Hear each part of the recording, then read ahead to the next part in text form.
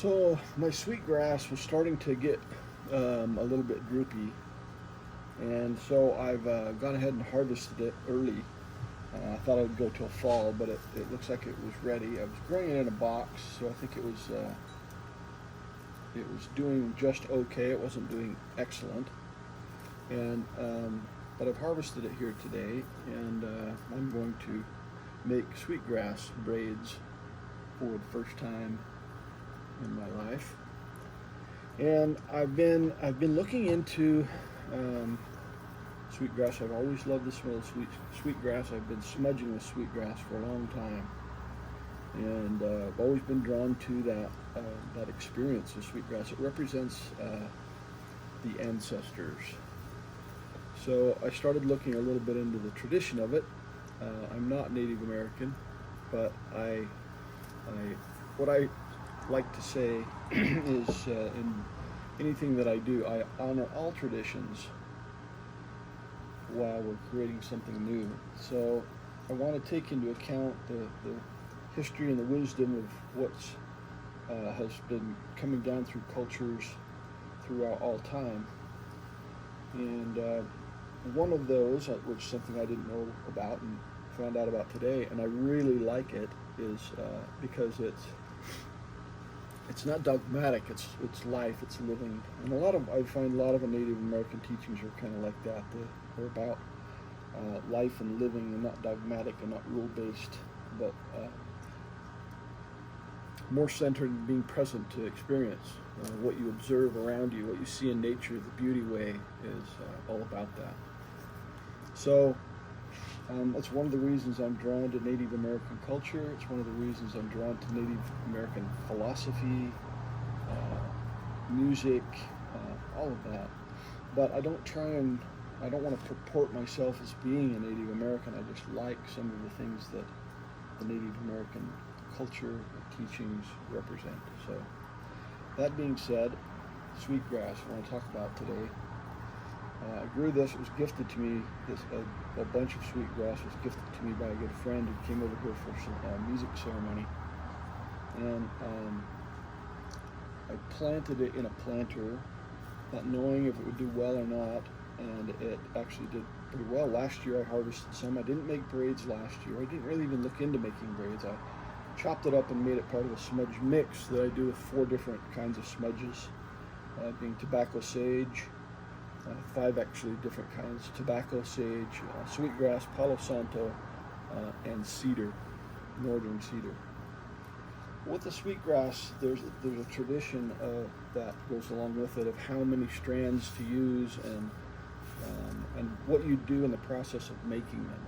So I've taken here and I've put 3 different strands together of sweetgrass, and if there's any that's kind of dead like this one, I'll probably pull that off. But sweetgrass is really strong and pliable, and especially when it's green like this. I harvested this today, and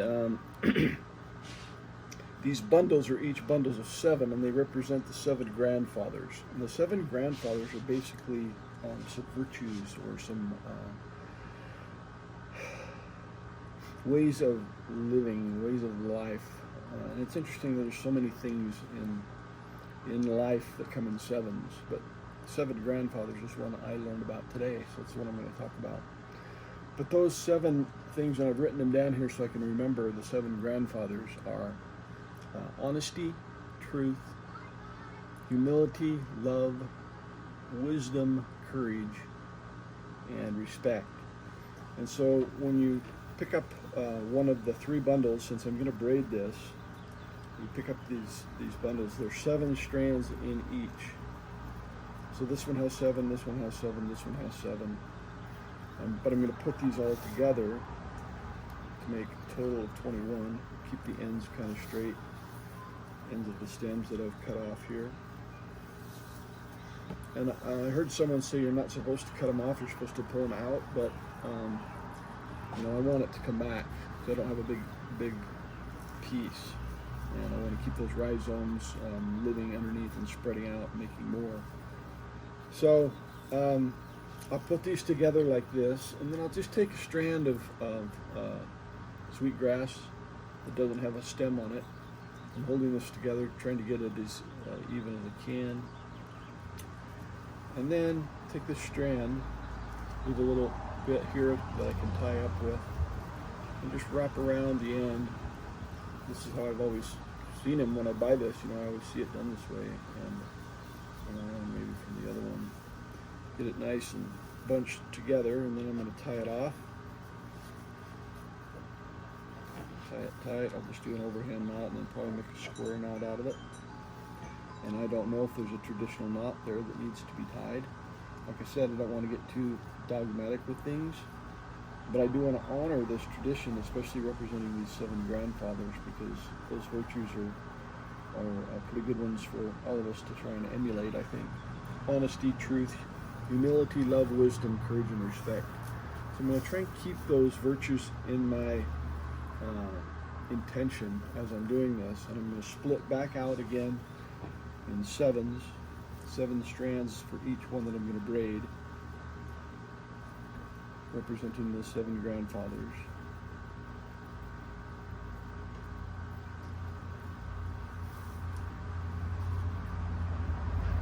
And then I'm going to start to braid, and as I do that,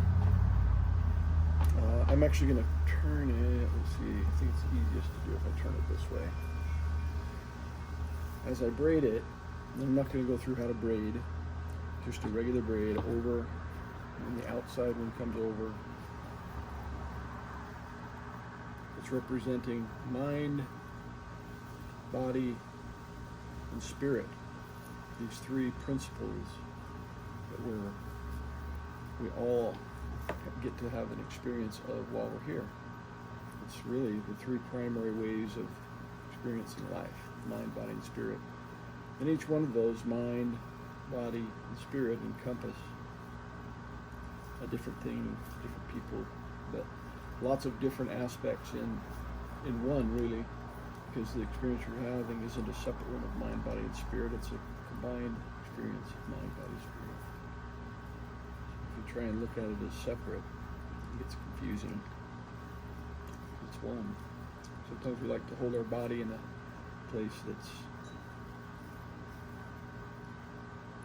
kind of in a place of judgment or shaming, blaming, for a variety of reasons, or physicality, not what we expected, or it's too much of what we expected, or not what we expected. So just continue this braiding of mind, body, and spirit together. Our concept of the braiding of the will. So I'm going to kind of incorporate the braiding of the will into this experience of actual braiding of sweetgrass, mind, body, and spirit. But what is the will that I'm braiding? He talks about the braiding of your will with divine will. And what is divine will? It's kind of something we each have to discover for ourselves. I can tell you what my concept of divine will is. I can tell you what my concept of divine is. But I think it's just that thing that we feel like we're connected to that's larger than ourselves. Didn't have a word. From the old books, it was I am. Interesting that it's I am, isn't it? I am is about being. Maybe that's because we can only find who I am in the present moment, doing things that were meditative, sometimes repetitive, like breathing. Come into that space of presence and not just hear words or think thoughts, but really come into the experience of, hey, I'm braiding 7 grandfathers: honesty, truth, humility, love, wisdom, courage, respect. The beads from the Tibetan traditions and some of the other traditions, they're repeating mantras and such when we do a kind of a repetitive process. Maybe we each kind of need something like that to just remind us to be present. My mind doesn't have to really think when I do this. My mind doesn't have to say, go top one over, middle one, and then go top one over, middle one. I don't have to keep saying that back and forth. It becomes second nature as I braid. That's, I think, why it becomes kind of meditative. My wife, Lorraine, likes to knit. I think I'm kind of having an epiphany as to why, because it really is pretty meditative. Reading the sweetgrass, mind, body, spirit. Love, humility, truth, wisdom, respect, courage. As I come down braiding, come down toward the end, I can smell the smell of the sweetgrass. I don't know if you've ever smelled sweetgrass before, but it is very unique and very sweet, beautiful, wonderful odor. Very lovely. Just adding another sense to the experience of mind, body, spirit.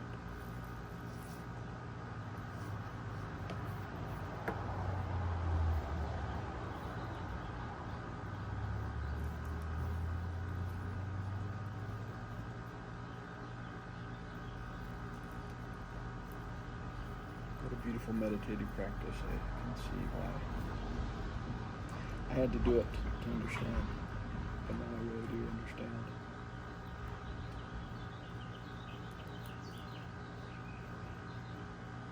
That's all good. Let's see, that's not right. Just about to the end here. So when I get to the end, what I'm going to do is, rather than use another strand to tie it up, for just a second, let me get these last few done. I want to leave enough grass on the end here that I can tie a knot. I'm just going to plan for that here as I go. This one gets to the end a little harder to see, so I'm going to keep my fingers on that, keep it tight. Stick these strands at the end, make a loop.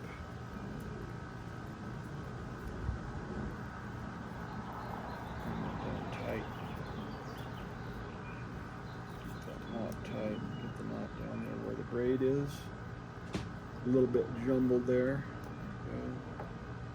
Some extra pieces here. I'll kind of clip those off. But it's really quite strong, quite sturdy. You can see that.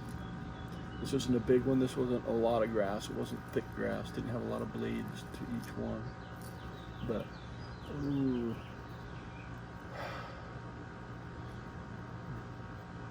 Sweet grass.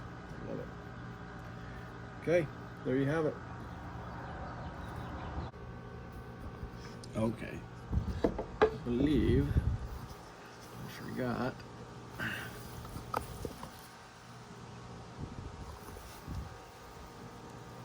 Alright, I was talking a minute ago about the braiding of the will. So let me start there. So, the braiding of the will is braiding my will with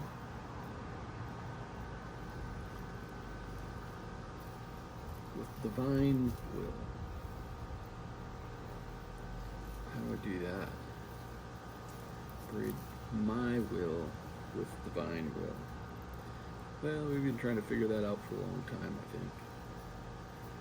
We've been trying to figure out how we can be perfect. There is no perfection. Look at this braiding. There's pieces sticking out. It's not perfect.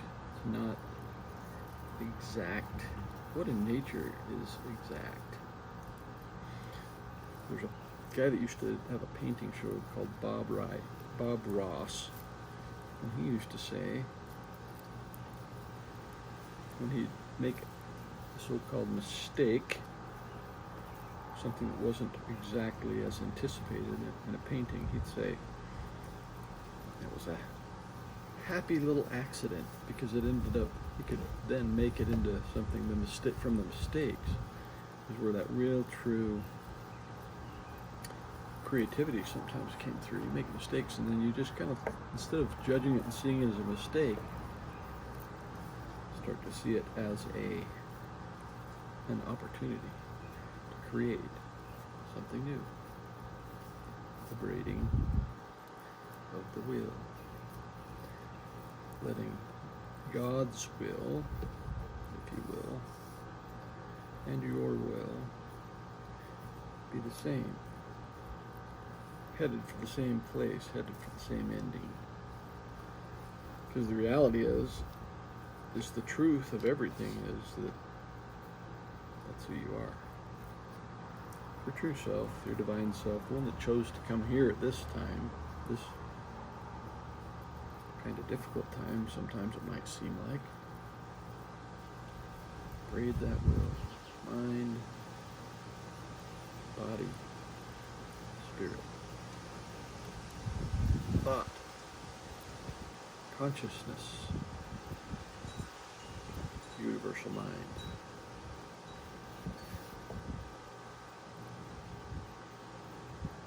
It's just your way of interacting with life. Mind,